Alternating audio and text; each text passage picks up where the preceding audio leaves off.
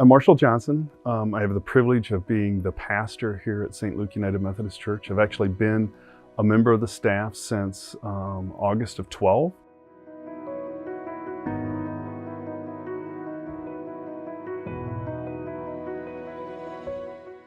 We have two very different worship experiences. One is at 10:30, it's your traditional Protestant service in which the music and the liturgy and the prayers and the preaching drive the service. So there's a lot of ways for your spirit to encounter the community and the message. Great people, warm, conversational. The 9 o'clock service is just different. We sit and have coffee and donuts around small tables, much like a coffee shop, and the service is driven mostly by a conversation between the pastor and the people. It is very relaxed. You can wear a tie if you feel like you need to, and most people wear shorts and flip-flops.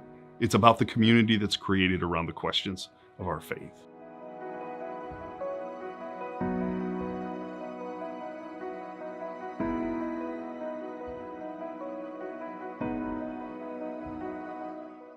Everybody should be able to come to the church and have an opportunity to meet God in the way that they can most experience that which is divine, but also be willing to be challenged that they might be different, that their calling in this world is to be co-creators, that they can help make this place a more loving and just place for others, even if they haven't always experienced that themselves.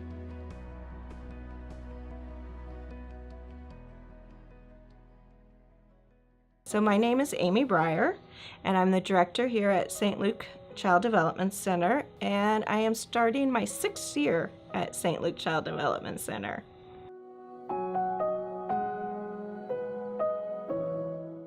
So St. Luke is licensed to care for kids 6 weeks to 12 years.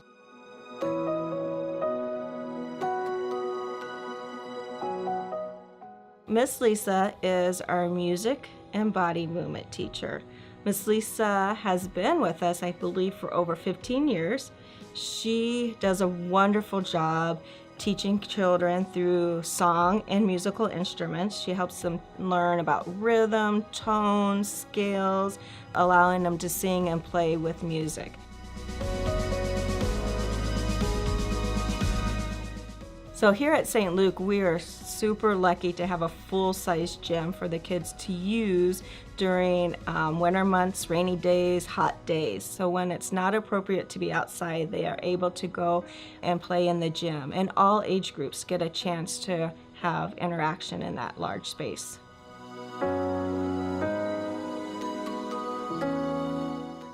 So we have 2 outdoor play areas. We have one set aside for our walkers all the way up to 2-year-olds to play in. We also have another large-sized playground with 3 climbing structures for the kids to play in, a sandbox for the kids to play in, and we also just created a new garden for the kids to start working in the spring.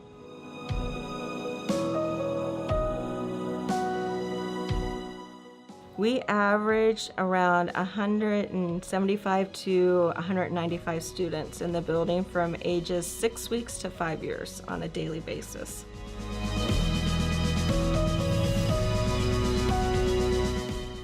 As the director here at St. Luke Child Development Center, my favorite part is probably when I go to any classroom and I might open the door and they'll either yell my name or come up and give me a hug or just that smile. So children are just a delight, and you could come into the day not feeling the best, but by the time you leave that classroom, they've just warmed your heart.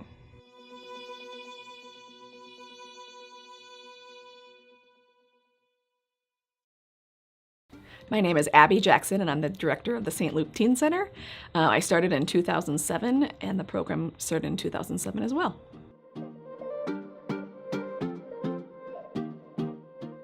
So St. Luke has always dedicated some of their space to outreach. And so back in the 70s, I know they had dances for teens, and there was a senior center. And so that space was now open, and so they were having conversations with their neighbors. So Burke High School was one of them, and two things were found out. One was that students who lived in North and South Omaha, by the time they were busing back to their neighborhoods, they weren't seeking out after-school programming. And then secondly, the I-680 corridor is not eligible for busing, so we started a program, an after-school program, and the first few years were fairly bare bones minimum, doing a needs assessment, and 12 years later, we're a full functioning program.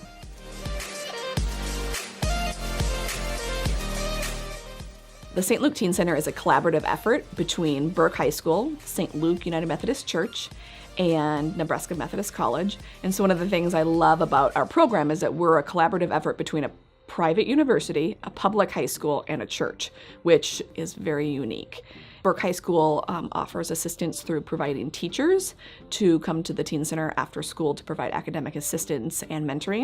And they also provide the late bus, so our students who do receive busing are able to get home at the end of the night. Nebraska Methodist College has a TRIO grant, which is a federally funded umbrella program, but they have a specific upward bound grant. And so they collaborate with us to serve low-income first-generation college students, and their focus is specific to post-secondary prep. And then St. Luke underwrites a space and staff and a lot of other great things.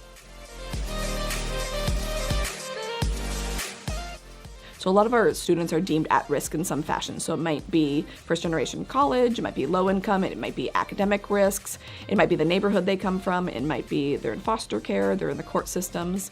And so our why is we believe that they have a deep level of potential. We believe that they are extremely gifted, and so sometimes that is where we come in and guide.